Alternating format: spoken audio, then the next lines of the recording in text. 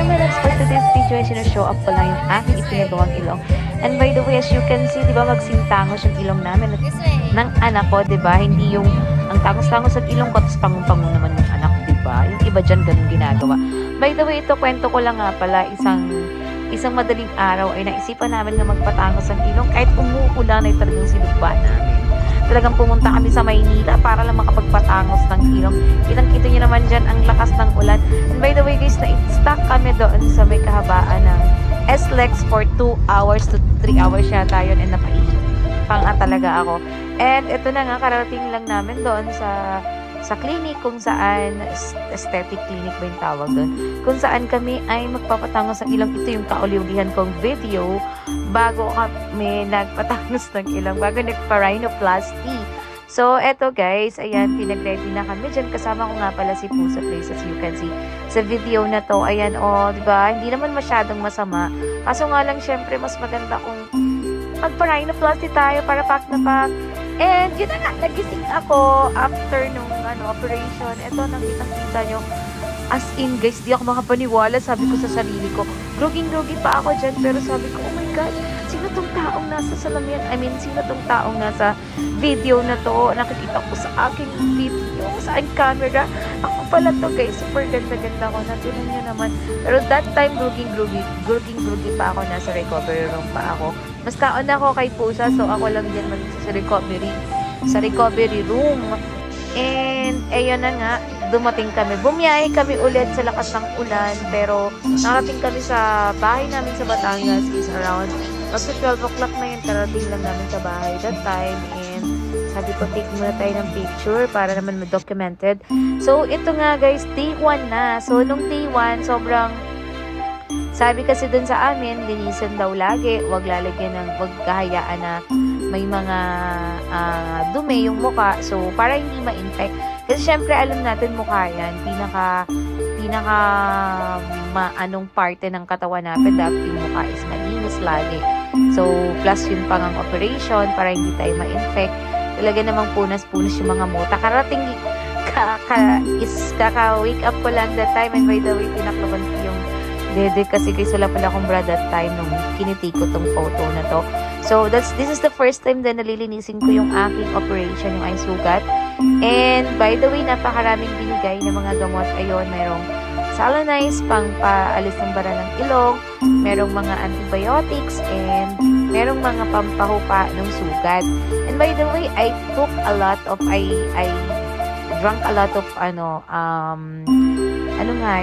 yung pineapple juice, kasi totoo naman guys, kahit nung mga nanganganak, diba, as you know, kapag nanganganak, talagang binibigyan ng mga dumadalaw is yung pineapple juice. Ewan ko lang sa lugar nyo kung pineapple juice din yung binibigay. Pero napakabilis kasi magkatulong ng pag-heal yung pineapple juice. Kaya naman, umiinom din talaga ako ng pineapple juice. Parang nalakla ko yatang pineapple juice 3 dosena. As in, sobrang dami kong nalaklak na pineapple juice. Sa isang araw, nakaka-3 ako. Tapos uminom din ako dyan.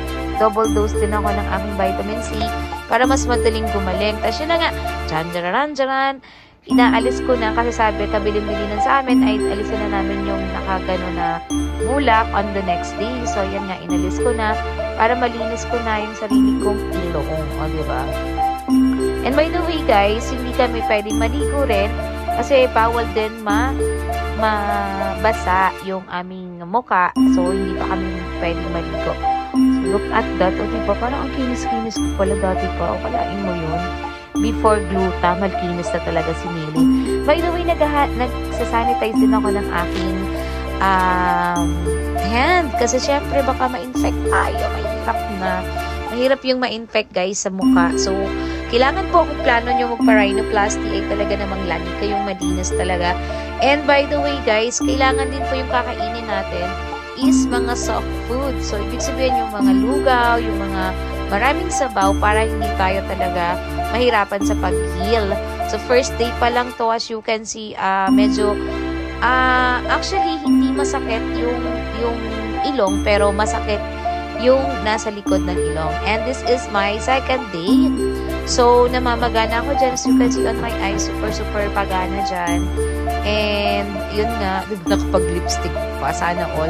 By the way, nagpa-dimple nga rin pala ako. Ewan ko, parang hindi na masyadong yung dimple ko ngayon. Pero nagpa-dimple din ako and that's the result. So, medyo namaga ako nung second day, pero hindi yan masyadong paga-compare sa pamamaga ng iba. Sa akin kasi masyado ako nalagaan. Salamat nga pala kay Mami Joy Kininang Agay sa pag-aalaga sa akin while I'm healing. Kasi guys, mahalaga talaga yung support ng family mo while you are doing this rhinoplasty pagpapagaling. So yan nga, third day na and medyo nawala na yung pamamaga. And yan nga pala guys, kabilinan din ng doktor for the next 48 hours. Ay kailangan po 48 or 72 hours ay kailangan ng cold compress. Kaya naman talaga inagaan ko yung mukha ko. Cold compress ako lagi. Cold compress, diba? Para hindi talaga ako maano ng pamamaga. So as you can see, if you will compare my face dun sa ibang mga nagpa-rhinoplasty, ay talaga naman na yung face ko is much better talaga. Kasi nga, hindi ako masyadong namaga. Look at this. Oh. Anong sabi mo dyan, girl? Anong sabi mo dyan? Medyo pantay siya or di pantay. Hindi ko alam. No makeup, nothing. So, ayan. At tuyo lagi yung mga lips ko. Kasi nga, dahil yan sa iinom ko, mga antibiotics. And, masakit na yung parte ng aking tenga ko saan kumuha ng cartilage for the nose.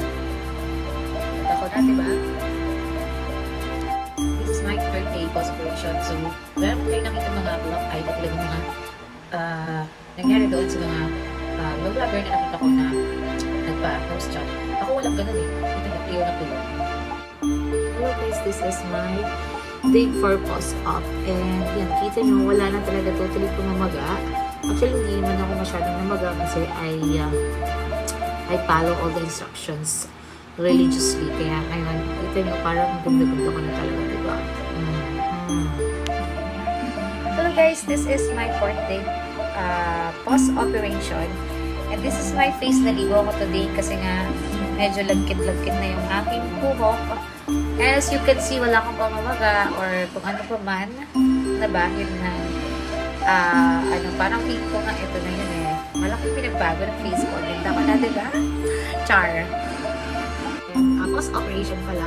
And as you can see, diba, ang liwanag na ng aking mukha and ayan, perfect na yung nose ko and ito yung dimple ko still healing din. Diba? Hindi ako naligo today. Bukas na lang ulit before we go back sa doctor on Thursday.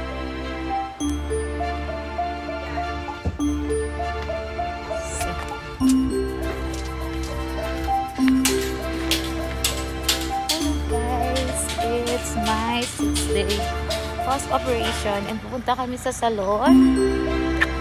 Pupunta muna kami sa salon para magpa-wash ng hair tsaka magpa-hair. Ayos ng buhok ko, diba? Diba? Okay na siya. All goods. Babalik kami sa doctor tomorrow. Kaya wash muna ng hair kasi makati na. Marami ng balakubak. Charot. Hello guys! For today's video, we're going to David Salon para magpa-wash ng hair. Ayan, parang magaling na yung aming nose and matamis na matangos na. So, ayun na nga guys, nandito na ako sa David Salon. Tapos, pinagawa ko na rin yung hair ko kasi matagal ko na rin hindi nagpapakulayan ulit yung hair ko. So, nagpakulay na rin ako. And, syempre, tinrate nila yung hair ko na maganda-maganda. By the way, nagustuhan ko nga pala ito and appreciated ko. And ito na nga, bumalik na nga kami sa aming clinic sa Quezon City para naman magpaalis na kami ng suture, diba? And kasama namin nga pala si Samantha nung bumalik kami para naman makarating sa Manila yung bata.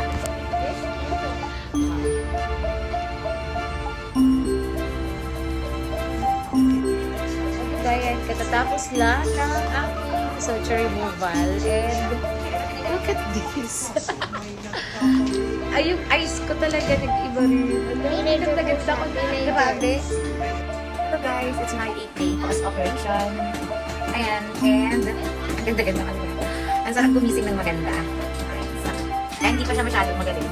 As you can see here, pero yun nga bumagay din sa mata ko, yung aking ilong, diba? Hindi ko ko na kailangan mag-filter ng matangos na ilong. Kita niyo yan, pak na pak. Hello guys, it's my 8th day post-operation, and as you can see, I'm enjoying my nose. Super pak na pak yung nose natin, and pati yung dimple, plastiko ay super bumagay sa aking mga mata at sa size ng aking mukha. And by the way guys, yung mga nakikita ko ngayon na parang super perfect yung ilong, lagi naisip ko na ay nagpagawa yan ng ilong. Kasi guys, parang hindi ka makakuha ng ganito ka-perfect na ilong, ganitong kaganda, kung hindi siya salamat doc. Ewan ko lang, parang ganun yung naisip ko eh. Parang, kasi sinukat to eh. Nung ginawa siya ng doktor, sinukat siya lahat ng parte, lahat ng angulo. Sinukat siya from chin, sinukat siya from here and there. So, pati yung mata, proportion siya sa mata mo. Kaya, umabagay. So, kapag may mga ganong tao, lalo yung mga artista, siguro nagpagawa to ng ilong. O, ewan ko kung gano'n din yung naisip nyo, pero siguro kung kayo yung nagpa-rhinoplasty rin, naisip nyo rin yun, guys. Kasi, paano mo mag-perfect yung ganyan ilong, diba? Hello guys, for today's video, this is my 13th day post-operation. Kita nyo, meron pa rin tayong pinapagaling dito, pero wala talaga po akong sakit na naramdaman. Hindi siya masakit.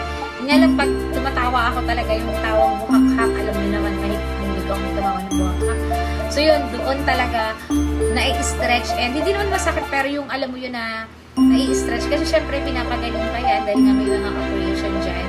So, ayan na yung aking nose after ilang days. After 13 days, ayan. Settle na siya. Papiling ko, lumiliit siya everyday. Lumiliit siya ng lumiliit. And yung aking dimploplasty rin ay, ayan, bumagay din sa pagmumukha ko. Diba? So, ayan. Hello guys, it's my 14th day post-operation, and as you can see, ay parang fully healed na, pero hindi pa rin, and ayun, mas enjoying this nose, diba? Ang ganda ko. Charat! Anyway, please wait for my vlogs po sa mga nag-PM sa akin kung masakit daw pa yung mga procedure and saan. Ano lang po, wait lang po kayo sa vlog ko, and I'll be posting my vlog soon. Hinihintay ko lang talaga na mag-fully healed itong area na to.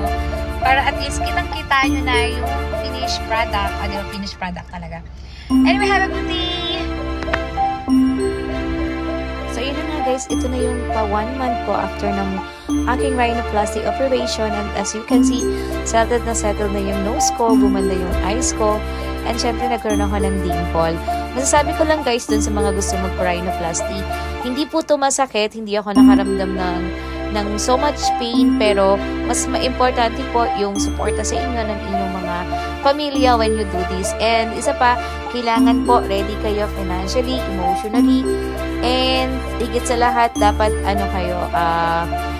may mga suporta talaga. Kasi ito lang din guys, masasabi ko, kung gusto nyo magpa-rhinoplasty, go ahead kasi para yan sa sarili nyo and for you to feel good. Ayan, huwag nyong isipin yung sasabihin ng iba, ng mga kapitbahay, ng mga marites, ang mga naiinggit lang kasi wala silang pampagawa ng ilong.